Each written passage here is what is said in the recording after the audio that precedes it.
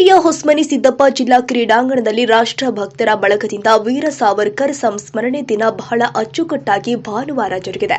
ಪರಮ ಪೂಜ್ಯ ಶ್ರೀ ಮಣಿಪ್ರ ಸದಾಶಿವ ಮಹಾಸ್ವಾಮಿಗಳ ದಿವ್ಯ ಸಾನ್ನಿಧ್ಯದಲ್ಲಿ ಕಾರ್ಯಕ್ರಮ ಜರುಗಿದ್ದು, ಅಧ್ಯಕ್ಷರಾಗಿ ಮಾಜಿ ಸಚಿವರು ಕೆಎಸ್ ಈಶ್ವರಪ್ಪ ಹಾಗೂ ಮುಖ್ಯ ಅತಿಥಿಗಳಾಗಿ ವೀರ ಸಾವರ್ಕರ್ ಮೊಮ್ಮಗ ಹಾಗೂ ರಾಷ್ಟ್ರವಾದಿ ಸಾತ್ಯಕಿ ಸಾವರ್ಕರ್ ಆಗಮಿಸಿದರು. ಇದೇ ವೇಳೆ ಮಾತನಾಡಿದ ಈಶ್ವರಪ್ಪ, ಸ್ವಾತಂತ್ರ್ಯ ಹೋರಾಟಗಾರರನ್ನ ಸಾಧು ಸಂತರನ್ನ ಹೀಯಾಳಿಸುವ ಕೆಲಸವನ್ನ ಕಾಂಗ್ರೆಸ್ ನಾಯಕರು ಮಾಡ್ತಾ ಇದ್ದಾರೆ. ಹಿಂದುತ್ವದ ಬಗ್ಗೆ ಮಾತನಾಡಿದ್ರೆ ಕೋಮುವಾದಿ ಅಂತಾರೆ, ಸಾಧು ಸಂತರು ಹೊರಟ್ರೆ ಜಾತಿವಾದಿ ಅಂತಾರೆ. ಕೇವಲ ಮತಕ್ಕಾಗಿ ಅಧಿಕಾರಕ್ಕಾಗಿ ಅಲ್ಪಸಂಖ್ಯಾತರನ್ನ ಓಲೈಕೆ ಮಾಡ್ತಾ ಇದ್ದಾರೆ ಅಂತ ವಾಗ್ದಾಳಿ ಮಾಡಿದ್ರು. ಇಲ್ಲಿಯ ಗಾಳಿ ನೀರು ಅನ್ನ ಸೇವಿಸಿದ ಕೆಲವರು ಪಾಕಿಸ್ತಾನ್ ಜಿಂದಾಬಾದ್ ಅಂತ ಕೂಗ್ತಾರೆ. ಪಾಕಿಸ್ತಾನ ಕ್ರಿಕೆಟ್ನಲ್ಲಿ ಗೆದ್ದರೆ ಭಾರತದಲ್ಲಿ ಪಟಾಕಿ ಹೊಡೆದು ಸಂಭ್ರಮಿಸ್ತಾರೆ. ಇಂಥವರಿಗೆ ಉಳಿಗಾರವಿಲ್ಲ. ನೀವೆಲ್ಲರೂ ಕೂಡ ಹಿಂದೂಸ್ತಾನ್ ಜಿಂದಾಬಾದ್ ಎಂಬ ಕಾಲ ಬರುತ್ತೆ ಎಂದರು.